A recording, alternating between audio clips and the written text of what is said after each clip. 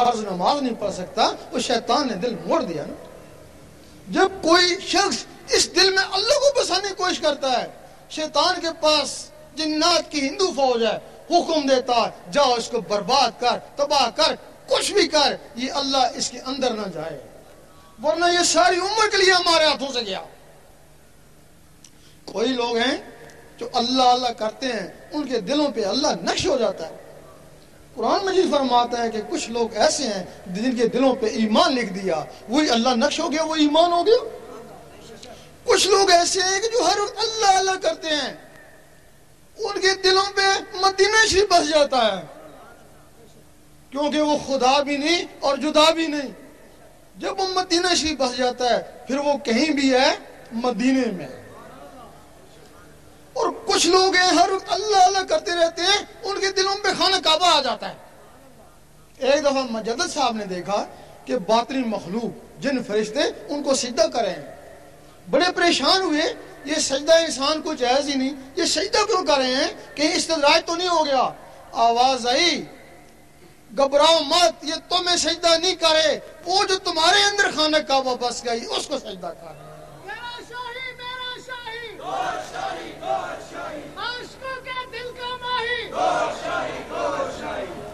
جب رابعہ بصری رحمۃ اللہ کے دل پہ وہ خانہ کعبہ آیا، اس کعبے کو حکم ہوا جا گا اس کا طواف کر۔ تو یہ ابراہیم علیہ السلام نے گارے مٹی کو بنایا، جس کو میں نے اپنے نور سے بنایا۔ اب کچھ لوگ کہتے ہیں وہ کعبہ مسالی ہوگا، مسالی کا مطلب اس کی طرح بن ہو گیا۔ اگر وہ کعبہ مسالی تھا پھر تخت بلقیس بھی مسالی ہوگا، اگر تخت بلقیس حقیقی تھا تو کعبہ بھی حقیقی آیا۔ آدھی رات کا وقت ہے، حضرت ابراہیم بن ادم جاتے ہیں کعبہ کو، دیکھتے ہیں کعبہ ہی نہیں ہے، لوگ سو رہے ہیں، کعبہ ہی نہیں ہے، سوچتے ہیں پتہ نہیں اللہ تعالیٰ نے اٹھا لیا، قیامت آنے والی ہے۔ آواز آئی گھبراؤ نہ، وہ ایک بڑھیا کا طواف کرنے گیا، وہ شمال کی طرف جاؤ۔ جب وہ شمال کی طرف جاتے ہیں، دیکھتے ہیں کہ رابعہ بصری بیٹھی ہوئی ہیں اور کعبہ ان کا طواف کر رہا ہے۔ اب کعبہ بس گیا، منزل اس سے بھی آگے ہے حضرت انسان کی۔ کعبہ بس گیا تو آدھی کلندر ہوئی نا، وہ پوری ولیہ پھر بھی نہیں ہوئی، پوری کلندر تو نہیں بنی نا۔ جو رب سے بات کر لے وہ آدھا ولی ہوتا ہے نا۔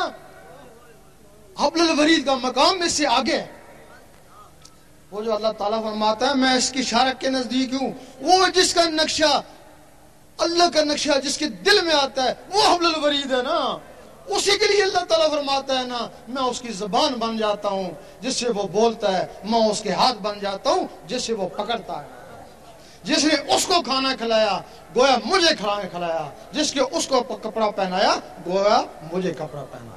میرا شاہی میرا شاہی گور شاہی گور شاہی عاشقوں کے دل کا ماہی گور شاہی گور شاہی۔ شیطان کو پتا ہے کہ حضرت انسان ان مراتب میں سے کسی ایک میں پہنچ سکتا ہے، اگر اس کے دل میں اللہ اتر گیا تو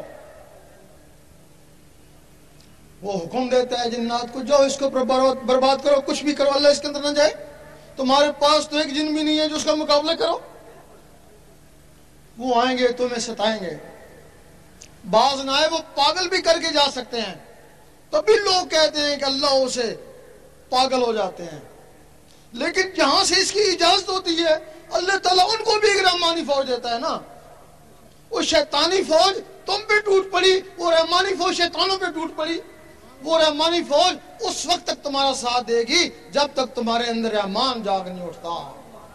پھر بندہ نہیں رہے، بندہ نواز بن گئے، غریب نہیں رہے، غریب نواز بن گئے۔ پھر وہ غریب نہیں رہتا ہے، پھر وہ غریب نواز بن جاتا ہے۔ بن کے مست ملنگ رہیں گے اور تیرے سنگ رہیں گے، یہ دنیا والے دنگ رہیں گے اور تیرے سنگ رہیں گے۔ اب ہم تمہیں نہ ہی بیعت کرنے آئے، نہ ہی کوئی نذرانہ لینے آئے ہیں۔ ہم یورپ میں گئے تو وہاں کچھ علماء نے ہم کو گھیر لیا کہ تو ادھر تبلیغ کے لیے آیا، ہم تھوڑے ہیں تبلیغ کے لیے، کیا تجھے کوئی پیسے چاہیے؟ ہم نے کہا نہیں۔ سیاست کرنے آیا کیوں نہیں؟ بیعت کرنے آیا کہ نہیں؟ پھر کیوں آیا؟ تیرا دماغ خراب ہے کہ نہیں؟ تو پھر کیوں آیا؟ کوئی مقصد بتاؤ. ہم نے کہا اللہ رسول کا حکم، تو ہم کو اللہ رسول کا حکم دکھا. ہم نے کہا ہم دکھانے کے لیے تیار ہیں. اس کے لیے 5-7 دن چاہیے نا. میں تمہیں ذکر دیتا ہوں، اگر تمہارے اندر سے اللہ اللہ شروع ہو گیا تو اللہ رسول کا حکم ہی تھا نا.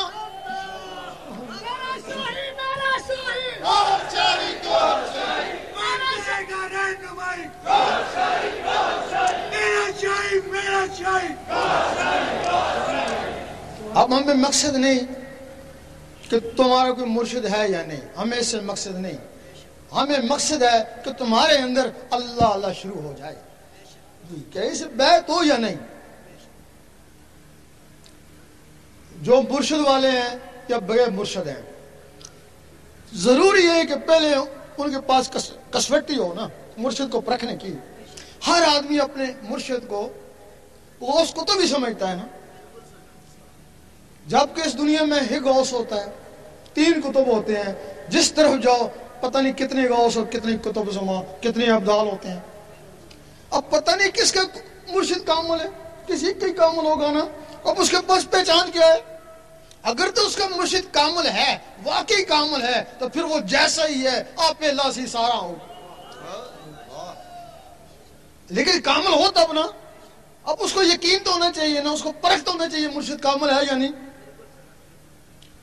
اگر تمہیں ہیرے کی تلاش ہے، سب سے پہلے تمہیں جوہر بنی پڑا گیا، پھر تم ہیرے کی تلاش میں نکلو نا. جب تمہارے اندر یہ اللہ اللہ شروع ہو جائے گا، دل کی دھڑکنیں اللہ اللہ پکارے گی، پھر تمہیں نزدیک داتا صاحب وہاں چلے جانا نا. وہاں بھی اللہ تھی، یہاں بھی اللہ نا. وہ رکت پیدا ہو جائے گی، ٹکرائیں گے نا آپس اللہ اللہ، وہ تیزی آ جائے گی نا. حدیث شریف میں ایک ولی کی پہچان جس کی محفل میں اللہ اللہ شروع ہو جائے. اب اللہ اللہ تھا نا، وہاں داتا صاحب پہ جا کے اور تیز ہو گیا نا، ثبوت ہو گیا کہ ولی اللہ. پھر آگے بابا فرید کے پاس چلے جانا، وہاں بھی اللہ تو یہاں بھی اللہ. رکت پیدا ہو جائے گی، تیز ہو جائے گا نا، ثبوت ہو گیا نا. پھر اپنے مرشد کے پاس چلے جانا. اگر اس کے پاس جانے سے جو بات داتا صاحب پہ ہوئی تھی